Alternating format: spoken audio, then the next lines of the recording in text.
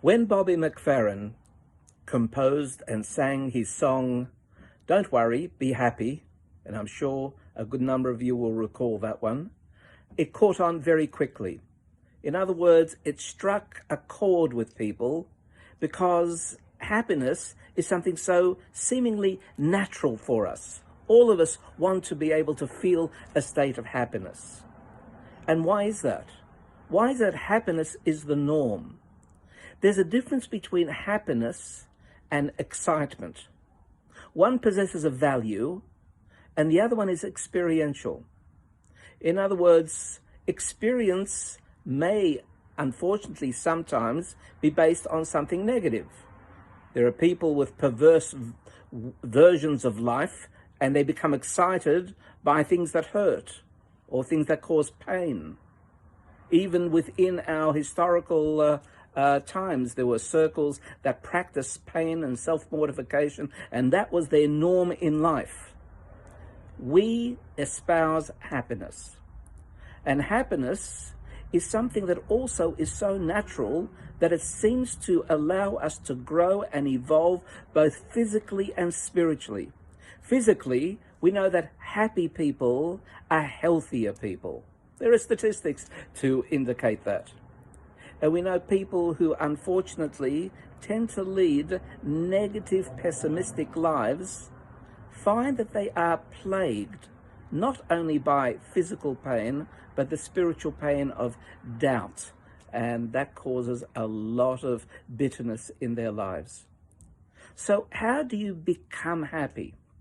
So analyze, think in your lifetime, what were the moments that you experienced the greatest degree of happiness? I'll give you a little bit of time just to think about it. When was it that you experienced it? And you'll find that happiness occurred in such moments that you were very close and with a loved one, and in a state of giving and sharing. Happiness ultimately is produced by our contribution to other people's lives, to the world at large. Somehow happiness and giving go hand in hand. You are happy when you're in a state of contribution, in a state of giving, when you're sharing with your mind, when you're sharing with gifts, sharing with goods and services. Now, sometimes we can make an error in thinking about the opposite. The opposite of happiness usually is defined as sadness. In our tradition, in the Hasidic teachings, there are two words that are very similar in context of the negativity of emotions. One is sadness, and the other one is bitterness. Now, sadness and bitterness are not the same thing. Think about it in terms of energy levels. If a person is sad, leading to depressive kind of feeling, the result is low energy. A depressed person just wants to lie in his or her bed, covered with the sheets, and have nothing to do with the world or people or anything. They have a sense of guilt when it comes to issues of enjoyment. Sadness leads to depression. That is not desirable. Bitterness, on the other hand, suggests something else. To be bitter means to have a recognition that something you did went wrong, was wrong, and you have a high energy in trying to rectify it.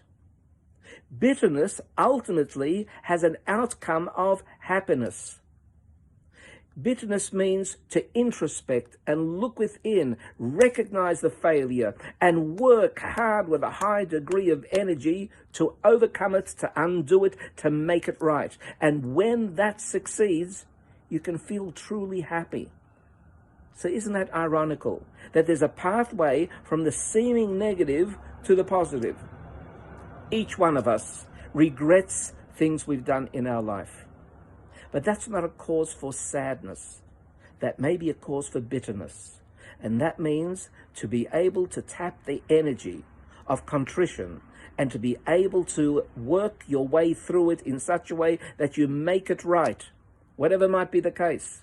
And when the outcome is you've made it right, a supreme state of happiness exists, even more than what might have been the case before. So happiness is an absolutely wonderful phenomenon that is able to come to the fore even from the darkest places. We're living in a dark time, in a dark place. The world is at a standstill. We don't know what it's all about.